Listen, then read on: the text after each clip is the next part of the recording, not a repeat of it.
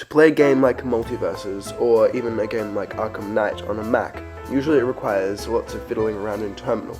But if you download something called Whiskey, that you get from just searching up Whiskey download and click the second link, it takes you to a download page. Click latest download.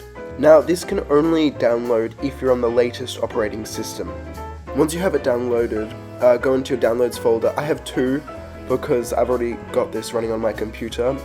Depending on how much work you've done with something like this, you'll have to download 1 or 2 different programs. You do this by just clicking the next button on the Whiskey page. Now I already have Steam downloaded in the background, as you can see, but that's just because I've already done this before.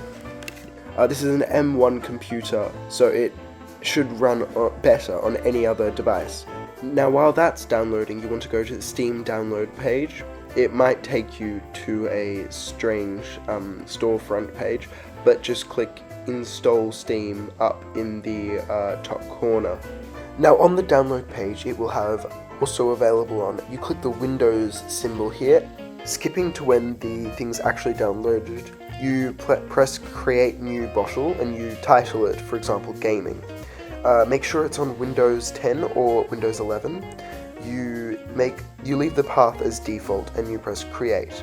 Now you wait for it to load. Once you have waited for it to load, you press a new pin and you type in Steam and you locate your Steam setup file. Then click Pin. Another way to do it is just pressing Run and then finding your Steam setup file. Once you've found it, click on it and press Open. Then it should load for a little bit. Once it's loaded, it should come up with the normal Steam setup page. I left the destination folder as default, just to make it a bit more easy. You then wait for it to download or install. Once it's done that, you just press Finish and it should do an update. This might take a bit of time depending on how fast your Wi-Fi is, but once it's finished, now this took about 2 minutes for me. Once it's done, you will have the normal Steam setup page. You need to sign in with this, and once you've done that, now it will take you to the Steam library page.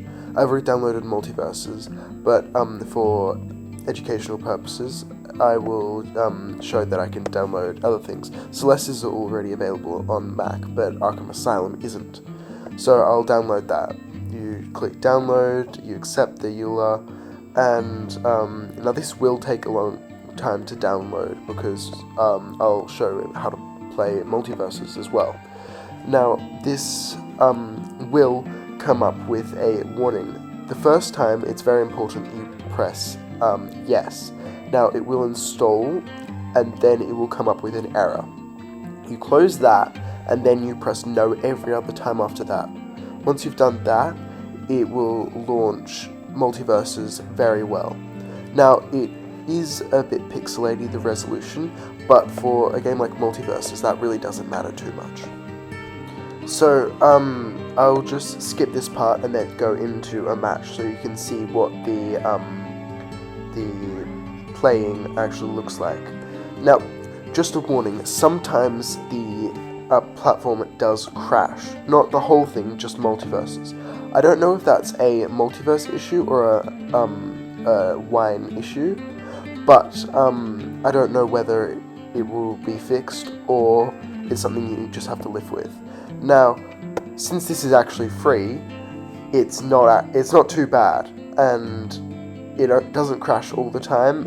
It's only sometimes when you're doing online matches. So that is a bit annoying, but I think that you can look over it, because at least I can. Now you might be saying, why use this instead of gaming through something like Parallels or Crossover? Now the benefits with this is, first of all, it's free. That's the amazing upside. But another one is that it doesn't actually take up too much storage. Whereas, I know Parallels for a fact because I've tried that, it takes up, I think, maybe 90 gigabytes just to install one game. Now that's because you're downloading the whole Windows system, not just the emulation. Whereas this just downloads the ability to play Windows games on Mac. Again, I said I'm playing this on an M1 Pro, so anything above that would be able to play a lot better than this. I've tried it on an M2 Max chip, and that's really good for most games. I've also played a game like Arkham Knight on on my Mac, and the thing with that is that it is rather slow. It does take a while. It's fine for like the challenge maps in Arkham Knight, but it's kind of difficult for the game to run anything a bit more like the city, because it is a rather demanding game. Another thing is that you can't run Multiversus. You can't change the graphical settings. I've tried playing it, and it's horrible. Like, it's really slow, and it's not good at all. Another possibility for playing Windows games on Macs is Game Porting Toolkit, which is something Apple released. I believe this is using that, but it is just a front for it, which means it doesn't... Because when you're normally doing Game Porting Toolkit, it requires you to spend a lot of time in Terminal. But there are many positives to that, like you can see frame counter, you can see a lot more information. I'm sure there is a way to do that here, but I've found that when you're trying to find more information about it, it does slow the game down a lot. So it doesn't actually give an accurate representation to when you're playing a game without the frame counter. Because I don't think many people actually want to play a game with the frame counter on.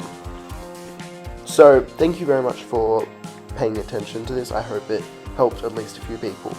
If there are any issues with it, please let me know, and I will provide an updated one so that other people don't have to go through it.